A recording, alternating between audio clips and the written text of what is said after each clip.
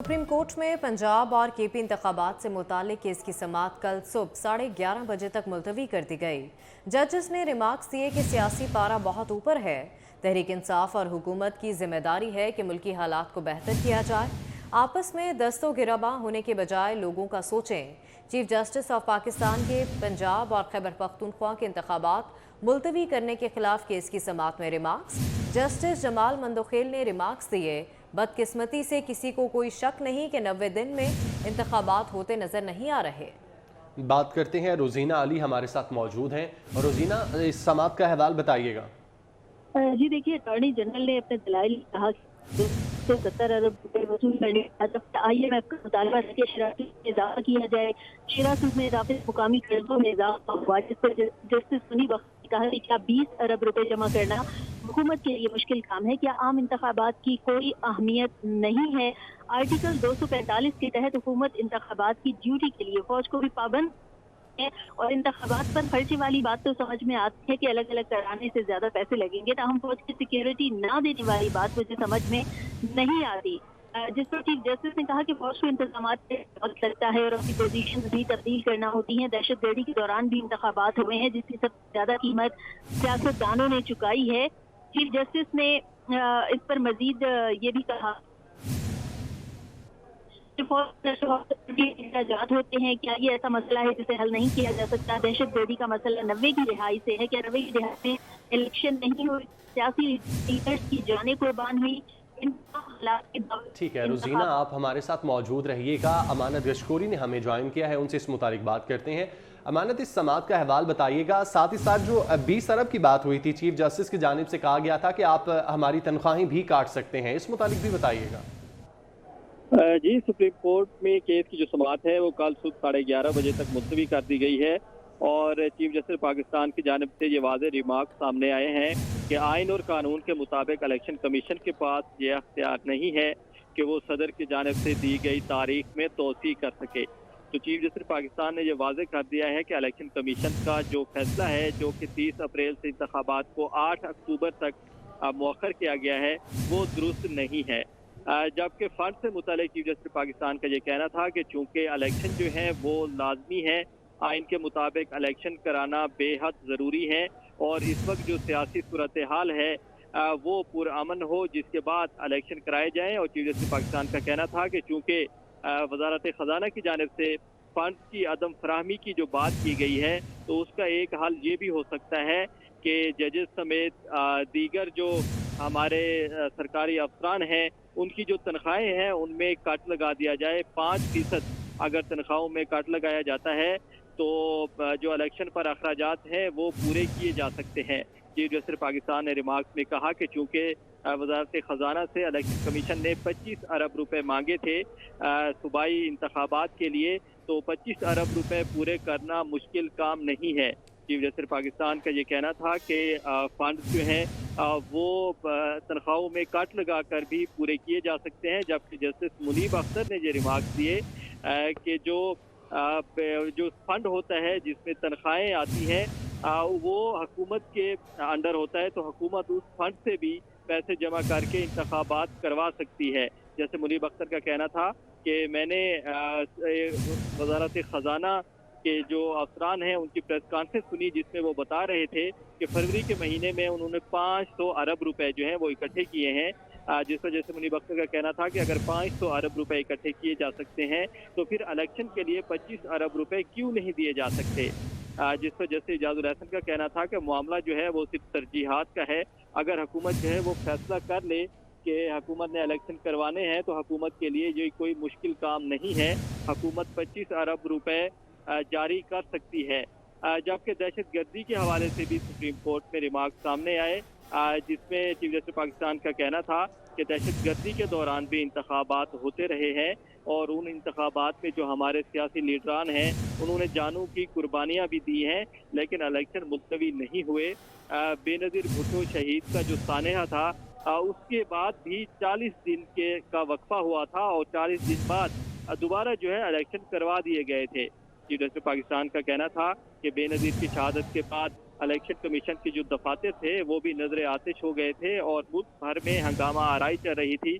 تاہم پھر بھی انتخابات کروائے گئے تھے۔ چیف جسٹس پاکستان کا کہنا تھا کہ انتخابات کو اتنا لمبا عرصہ نہیں لٹکا سکتے، انتخابات تو ہونا ہے، اب یہ حکومت جو ہے وہ بتائے گی کہ فنڈ کیسے جاری کرنے ہیں اور جو سیکیورٹی ادارے ہیں وہ سیکیورٹی کیسے دیں گے، جس پر اٹارنی جنرل کا یہ موقف تھا کہ چونکہ ابھی مردم شماری جاری ہے اور مردم شماری کے جو نتائج ہیں ان کو آنے میں بھی ٹائم لگتا ہے، تو مردم شماری کے نتائج آنے تک الیکشن کرانا ممکن نہیں ہے، جس پر جسٹس منیب اختر کا کہنا تھا کہ سیکیورٹی ادارے جو ہیں ان کی جانب سے سیکیورٹی نہ دینے کی جو بات ہے وہ سمجھ سے بالا تر ہے، کیونکہ جو فنڈ کی فراہمی ہے وہ بات تو سمجھ آتی ہے کہ فنڈ پورے نہیں ہیں، تاہم سیکیورٹی دینا فوج کی ذمہ داری ہے اور حکومت ٹھیک ہے امانت، آپ کا بہت شکریہ۔ روزینہ ہمارے ساتھ موجود تھیں، آپ کا بھی بہت شکریہ۔ پولیس عمران خان کے بھانجے حسان نیازی کو لے کر کراچی پہنچ گئی۔ حسان نیازی کو قومی ایئر لائن کے ذریعے کراچی لایا گیا۔ تحریک انصاف کے رہنما حسان نیازی کو انویسٹیگیشن ایسٹ پولیس کے افسران لے کر کراچی پہنچے۔ کراچی ایئرپورٹ پر پولیس کی بھاری نفری موجود تھی۔ تحریک انصاف کے رہنما اپوزیشن لیڈر حلیم عادل شیخ، سابق گورنر عمران اسماعیل، ایم پی اے خرم شیر زمان اور دیگر موجود تھے۔ حسان نیازی کو انویسٹیگیشن ایسٹ منتقل کر دیا گیا۔ حسان نیازی کے خلاف کراچی ایسٹ جمشید کوارٹر تھانے میں شہری اقبال کی مدعیت میں بغاوت اور اداروں کے خلاف عوام کو اکسانے کا مقدمہ درج ہے۔ پولیس ذرائع کے مطابق حسان نیازی کو کل ریمانڈ کے لیے عدالت میں پیش کیا جائے گا۔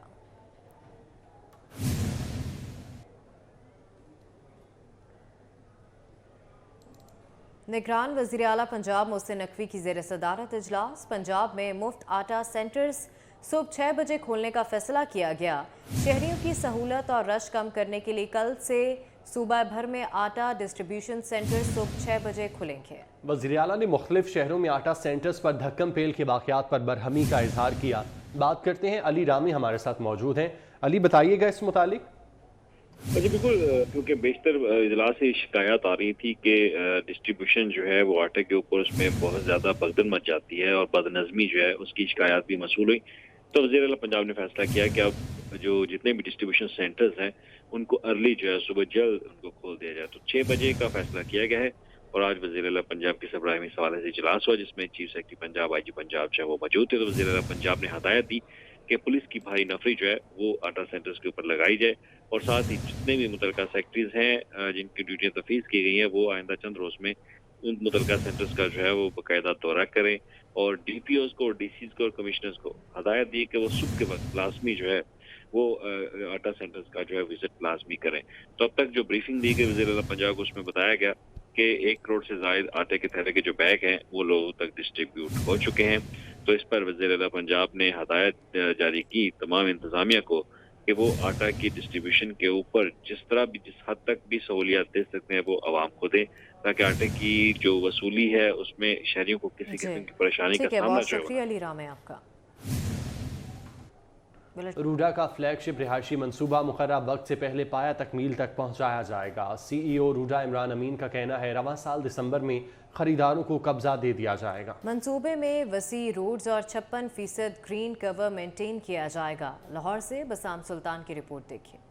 ریور راوی اربن ڈیولپمنٹ اتھارٹی کا فلیگ شپ رہائشی منصوبہ چہار باغ ترقی کی راہ پر گامزن ہے۔ منصوبہ اپنے مقررہ وقت سے پہلے ہی پایا تکمیل تک پہنچایا جائے گا۔ سی ای او روڈا عمران امین کا کہنا تھا کہ 18 ماہ میں اس منصوبے کو مکمل ہونے کی ڈیڈ لائن ہے، جس کے پیش نظر اگلے سال مارچ تک منصوبے کو مکمل کر لیا جائے گا۔ رواں سال دسمبر میں خریداروں کو قبضہ دے دیا جائے گا تاکہ وہ تعمیرات کو شروع کر سکیں۔ ہمارا ڈیولپمنٹ کا 18 منتھس کا پلان تھا، we are right on spot ہمارا چل رہا ہے۔ انشاءاللہ نیکسٹ مارچ میں ہم یہ ساری ہماری ڈیولپمنٹ کمپلیٹ ہو جائے گی۔